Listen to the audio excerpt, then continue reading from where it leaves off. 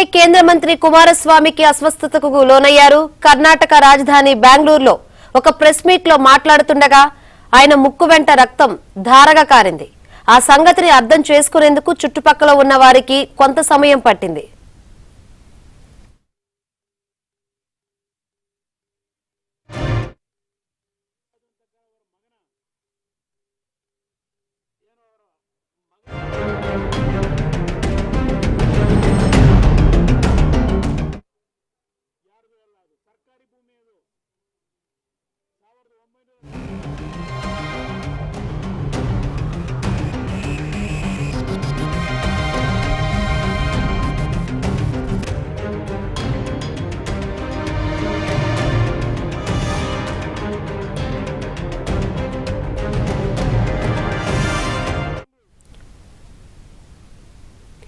ఏం జరుగుతుందో తొలుత కుమారస్వామికి కూడా బోధపడలేదు.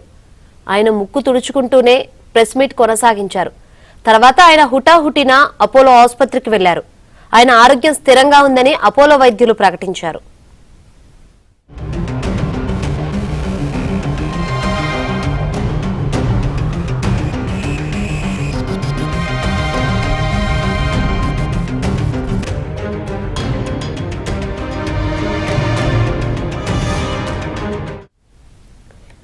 అయితే కుమారస్వామి ముక్కు వెంట రక్తం ఎందుకు వచ్చిందనే అంశంపై సస్పెన్స్ కొనసాగుతుంది.